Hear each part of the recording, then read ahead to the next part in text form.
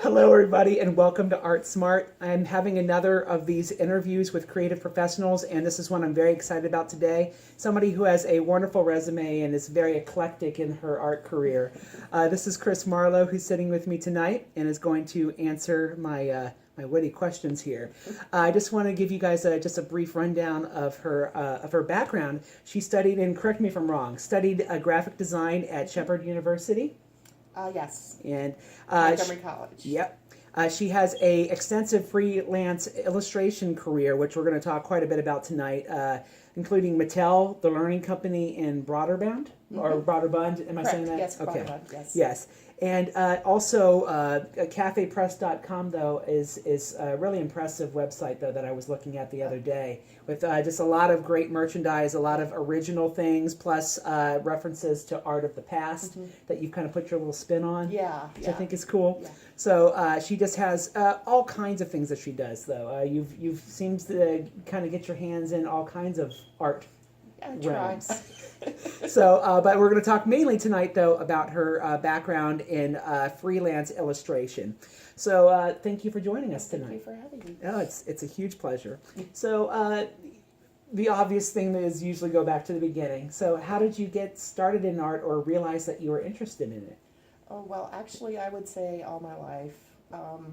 Probably from the time I was coloring with crayons. It just has always been a passion. And my mom really, I think, pretty much was the one who kept me interested and motivated because she is an amazing crafts person. Cool. And so she taught me to crochet, she taught me to sew, she taught me to cook, she taught all of these wonderful home arts that were creative as well.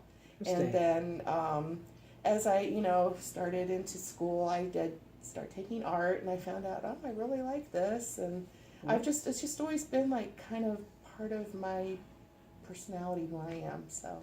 Wow. So maybe part of your kind of eclectic way of looking at art kind of started with your mom. Yeah, I would say so, even though she wouldn't say that. But and by the way, we're in Chris's studio here, where she has all kinds of things that she's working on. These look like bow ties over here, different designs. And maybe I'll give you guys a brief kind of visual tour, if that's okay, at the end. Sure. So you guys can see her studio. It's very, very cool. Sure. It's a working studio, so it's not perfect, but... Well, that's every art studio, I'm finding. Or at least mine is definitely not perfect. So when did you decide that you were going to make art a career? Was it college? It was. I started in liberal arts, and then I would say around age 19, that's when I really decided and made that commitment that I wanted to be a technical illustrator, and as well as advertising and graphic design. So I wound up over, believe it or not, at Montgomery College that had a really great arts department. Oh, okay. And that's where I learned all of my illustration skills. So before you went to college, did you have any other kind of leniences when it came to art? Did you draw different kinds of things than illustrative works? Yeah, I always drew. I never was, I guess I always had a pen. I was always doodling. I was always drawing. Drawing was just a sort of therapy for me. So. Did you prefer any type of drawing when you were younger? Pencil probably. That probably was my biggest thing. I loved to sketch. Okay. So life sketching? Yeah, exactly. Cool. Or I would always sketch like my favorite like movie characters, like, believe it or not, back then Star Wars, still big. Of course. And I would sketch, Han Solo, and I'd sketch the Darth, Vader, and I'd sketch, what is the big ship, the Death Star? Yeah, like all that stuff. That's great. So cool. So it sounds like you kind of came from maybe like a realist type background, and then you moved into illustration. Yes. It Cool. was more fine arts, and then I decided that if I wanted to make a career out of it, I needed to create skills that were going to be something that I could market. So very, very cool. And we're going to get a little bit more in the marketing in a second, but that's a great kind of transition, because I wanted to ask you. When did you decide to go from being a fine art type of person into doing commercial art, or was that never really a firm decision? I would say college, and when I went into the illustration graphic design program, that's when I knew that that's where I wanted to go, technical illustration. So I took a lot of drafting. I took a lot of. It's so funny because I was the last generation right before Steve Jobs created the Macintosh. So I learned how to ink. I learned how to do all of these, things that used to be done by hand, that now we just completely do on the computer. So desktop publishing, I could copy, fit, type. I could, I would, everything that they do now on the computer, we would do on boards. Well, this actually gets me into a question I wanted to ask you about a little bit later. So I'm going to jump to it now. Do you see computers and all this new technology as a good thing, or is it an encroachment on the skills that you love and were more natural? I think it brings a new medium to art. Okay. And I think it has. I think, honestly, I remember, and it's funny because I'm probably one of the first people. I had a Macintosh, like the very first one that came out, because I was working as a junior illustrator for a government firm called EG&G. And we would design view graphs and flow charts and all of the stuff that we would like ink with, protractors and triangles and everything. We would do all that. Now we were doing it on the Macintosh, and it was this whole new world, and it was wonderful, but yet it eliminated a lot of jobs. So ultimately I lost my job. So you seem to have a very good attitude, though, about it, even though you lost your job because of it. Yeah, I mean, it really did. It turned the graphics department, because we were cranking out art. I mean, that's what we did. It was like some general had a big, huge, thing that they had to, do, and we had to crank out those view graphs so that they could make it look good. And now they use PowerPoint. So it's like totally different. But so we were all, that's why you needed people, because you needed people to hand do it. And now I see, clearly, most people that are in graphic design have no clue what I'm talking about.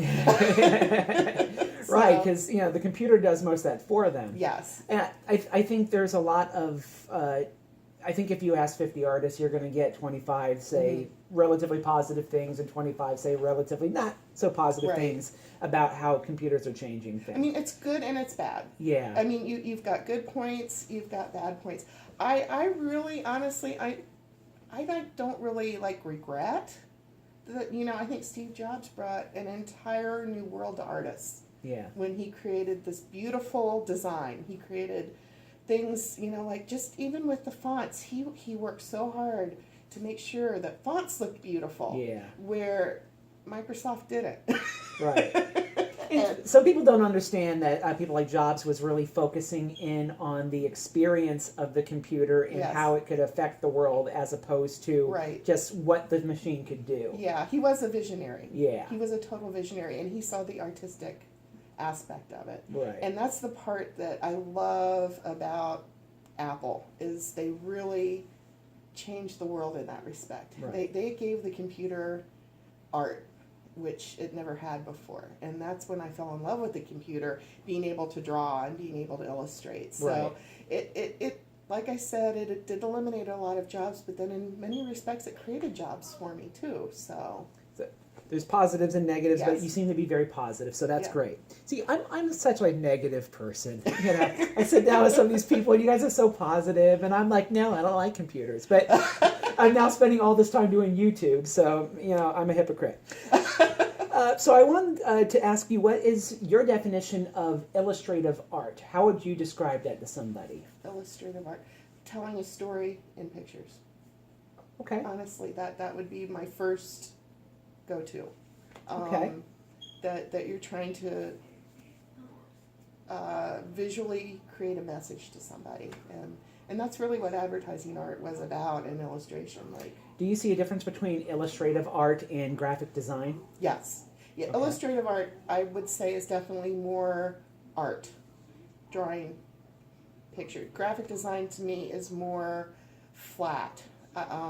More like looking at a page and looking at the layout of a page in a magazine, or nowadays not even that so much anymore, but like on a blog, or laying things out so that they look, nice, beautiful, and using the right fonts and using the right Right. uh, elements that aren't maybe necessarily what I would call illustration, but they certainly are design. So that So would there's be, overlap, but there's definite differences. One is a little bit more towards, leans a little bit more towards traditional art, I guess. yes. While graphic design maybe leans a little bit more towards the other elements of art, the technical side. I would say, yeah, that would Okay. be probably a good way. And it's so funny because I've really had to, like I said, I went to school just right at the cutting edge before everything went to computers. Right. So I learned everything by hand. So everything that I learned by hand, I had to then translate into the computer. Right. And I did it all myself. I didn't take classes. I didn't, but I knew if I didn't do that, I wouldn't have skills and I wouldn't be able to get jobs. Right. So, and I kept a day job. I mean, for 9 years I worked, a government job so that, we must have health insurance. Right. Right. Well, and we're gonna. I was again. You're doing great because I was going to ask you a little bit about how much does regular life get in the way of your passion for art, or influence it, make it better?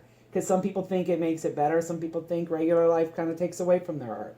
And by the way, let me also say she has 2 children that I was just talking to before we did this interview. Wonderful kids. They are both diagnosed with autism, so that creates its own challenges. Yes. So I was curious how you feel just the challenges of life affects your art or maybe improves your art. Well, I'll be honest with you, art went on the back burner for many years. When I first, and it was so funny, I was just thinking about this today, 20 years on February 13th, I will have left my day job. And this was before I had children. Mm-hmm. So I quit my day job to be a full-time illustrator and work from my studio. And it was really cool because I was so excited because I had been doing shows. I had been, running that circuit, trying to get, like I did Festival of the Arts and, in Columbia. I just, was really pushing, but it was hard to try to keep a full-time job and do all that stuff. You know what it's like, believe me. So I decided at that point, we had been trying to have children. It didn't work out. And we had been through close to a decade. And I was like, well, you know what? If this is the way it's going, maybe I should just focus on my art. So I quit my job, went full-time, and then got pregnant.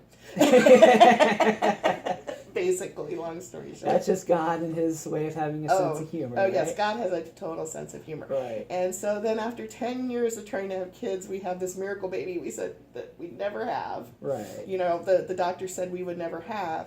And I just really felt that God had given me this charge, that this is what you're to do. And I took that charge very seriously. And so it was really funny that not only did God give us the one miracle baby, but then we had a second one that we never thought we'd have either. Right. So I wind up, and then because God does have a sense of humor, he said, let's give a little autism, a little autism in there. So when you said that it stopped your art, did you completely stop doing art? I did. Oh, wow. I did. I honestly, I remember the last day that I was working for Mattel, and I remember I was 9 months pregnant with Liam, and I literally had the drawing board on my belly, because I was, ready to have a baby, and I did my very last drawing for Mattel. Right. And the next day I went and had a baby.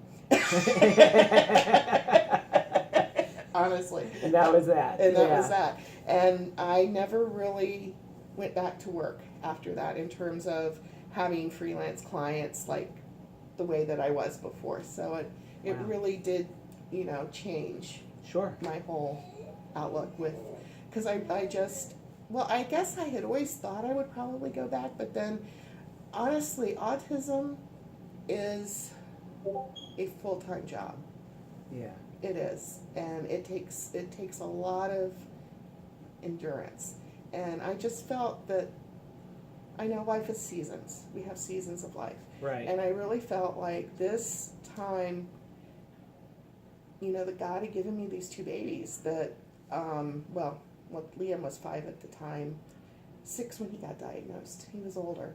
And then Jack was 11 months when he was diagnosed. So I just really felt like I needed to take that charge on, and just, even though it wasn't necessarily what I wanted at the time, because I don't think anybody ever like dreams of like their children like having special needs. It's not Right. It's not what your dream is.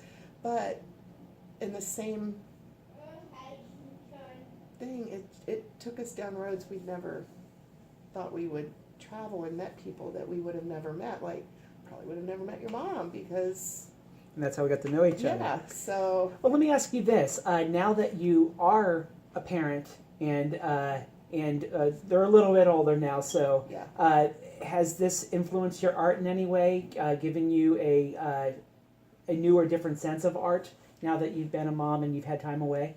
Yes. I definitely, it's been hard bringing it back into my life.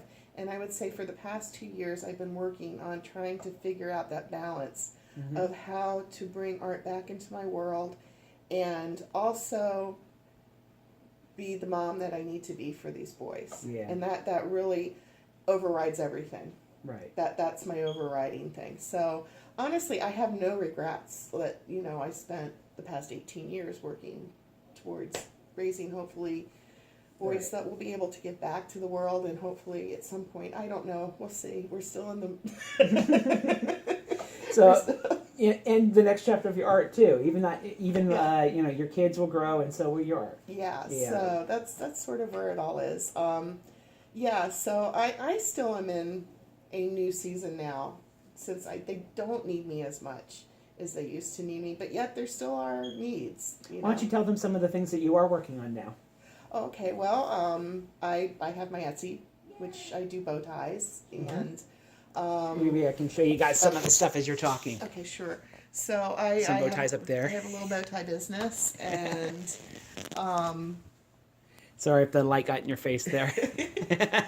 and I'm also doing a little clip art, doing some graphics. I really haven't developed that shop enough, but that is sort of a little goal that I have, that I'd love to start maybe doing clip art or graphic arts for scrapbooking, Yeah. some invitation work where, somebody can take the invitation, I can personalize it for them, and they can use it for, maybe a baby announcement or a shower or whatever. Sure. So I can see that motherly influence is working its way yeah. into your art. Yeah. So. Mom is, it's so funny. Once you become a mom, it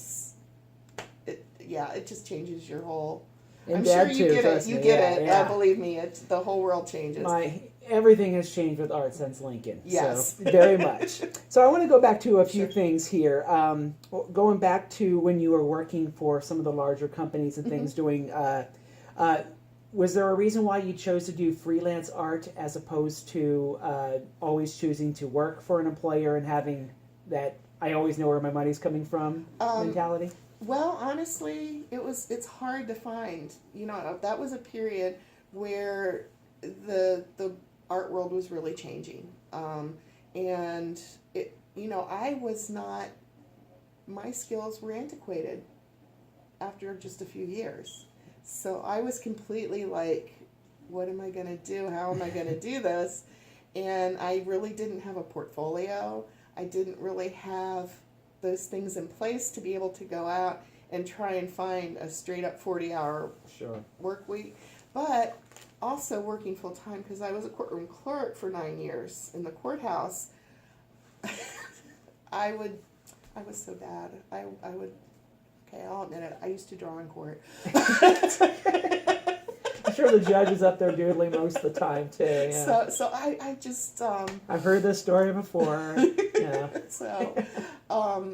But then I was like, okay, well, I can still keep my health insurance if I keep the court job, but then if I bring some freelance work in. Right. So I just basically kind of started throwing my stuff out there, started doing a few shows. I got one show where I was like my own show in a gallery. That's great. And then I did a show in DC. It wasn't just me, but I got into a show in Washington. And then I started doing festivals like Wine in the Woods in Columbia, and I did the Columbia Festival of the Arts, and That's kind of how it all started. And then I was like, well, maybe I could sell this, like, to, and so it evolved, I guess, would be. So it sounds like a lot of your fine art career has really bridged itself quite nicely into the corporate career. Yeah. That's cool. Yeah. Do you think that's a common thing or not so common thing? Do you think that a lot of artists that come in with good fine art skills can kind of transfer well into the corporate world, or were you just unique in that? Well, I think I can be a bit of a chameleon, I'll be honest with you. And I would try to, whatever I needed to do, I would try to adjust to make it work. Sure. So that was sort of how I did it. And then once I started getting some clients, once I started getting, the work, it was like, oh, well, I can do this from home. Yeah. So how did you get clients? What was the best way of doing that? The Artist Market. I don't even know if they have it anymore, but it was this book called The Artist Market, and you could go through it, and it was probably like this thick, and I would just go through it, and I would look for clients that I thought my skills matched up to, and they would take submissions, just, blind submissions. Okay. And I just would send my stuff off. I'd send off a few pieces and maybe like a tear page with my artwork on it. And, I just kept doing that till somebody like hired me. How often would you get rejected, if you don't mind me asking? Oh, a lot. Oh, my Yeah. gosh. That's like the one thing I don't think people realize is, and I wish I had known this in the beginning, is like you just have to like get thick-skinned. Yeah. And not everybody's going to like what you do. Right. And one of the things that I really did learn was that for every time I did get a job, there were going to be 20 I didn't get. Exactly. And people ask me sometimes, like, "Oh, how did you get into that festival?" I applied to all the festivals, right? What I mean? Right, that kind of thing. Right. Yeah, but I think that's great that you have that type of mentality where you weren't going to give up, and plus it was your way of making money too, so that was part of it. And so I just kept sending stuff out, and I just kept, and then finally I kind of found my niche. And like Broderbund really liked what I did. They, that was, I think they turned into the Learning Company. And the guy who's on Shark Tank, Kevin O'Leary. I know you're talking about, but no, Mr. Wonderful. I'm not going to names. My wife would know. Oh, okay. Yeah. So it wound up being his company, and I wound up drawing for them, and it just, what would happen is once I would get a job, then somebody knows somebody, you know what I mean? Right. And you kind of get your foot in the door, and that's really... Do you have any advice for anyone that's thinking about getting started with freelance illustration, or really just any type of freelance type of art? Just don't give up, and don't be afraid to fail. And don't be, if you get rejected, don't take it personally, and you just scour the whole world with what it is.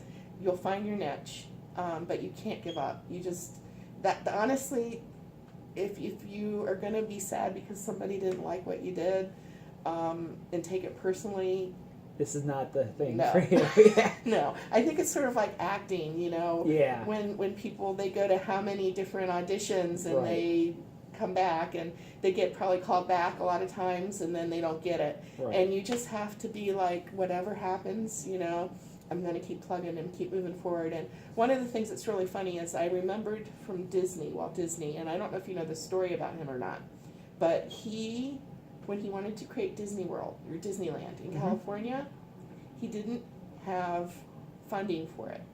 And he went to, I can't tell you how many banks. You're talking about ABC, how he went to them? When he was, I'm not sure, like, it was the Disney World. It was the for Disneyland. Disneyland. Yeah. He needed funding for that. Uh-huh. And everybody was like, there's no way that's going to work. Every bank he went to. And he went to some crazy amount, like 500 banks. Yeah. Until one person finally believed in his vision and finally said, okay, we'll give it a try. So I didn't necessarily. I knew that they worked with ABC in the beginning because the TV show and all that. Right. But I didn't know that he had to work so hard for the banks. Yeah. That's this great. is like in the 50s, like the early 50s, Sure. when Disney World first came to be. And that's like the one thing that I think is probably and this goes, I think, across the board for everyone, that you can't like let your dream die if it's your passion. Absolutely. You have to keep trying. And if you fail, you're going to fail. And the one thing that I've learned is that if you do fail, you found out what way doesn't work. Yeah. And you can turn it around and do something different. So that for me was I think that's great advice. Well, I want to thank Chris for sitting you. down with us tonight. Is it okay with you if I put a link to where Sure. people can find you Sure. and order some of your art? Sure. Including the things that we saw here in your That studio. sounds great. Yeah. Super. And just so that you guys know, if you have questions for any follow-up with Chris or any additional artists, you can leave a comment in the comment section, or you can send me a private message and I'll be happy to ask if it's more of a private type of question. I also would love it if you would like this video, and please subscribe so that we can have more and more people see this, and I can reach more and more people Thumbs that are up. looking to get interested in the arts. So anyway, thanks again, Chris. Thank you. And and one last thing, I almost forgot to ask you. How snooty are you about art? Oh, I'd like to think I'm not, Oh. but I kind of am. That's a good way to, because I feel the same way too. I almost forgot to ask that question. I wanted to very much. Yeah, I kind of am. I have to say, like, like Velvet Elvis doesn't work for me. Yeah. So we're going to end on kind of that negative note of there's a lot of things we just don't like. But anyway, thanks for joining us for this interview. Ask questions and make sure you continue to art smart. Bye-bye.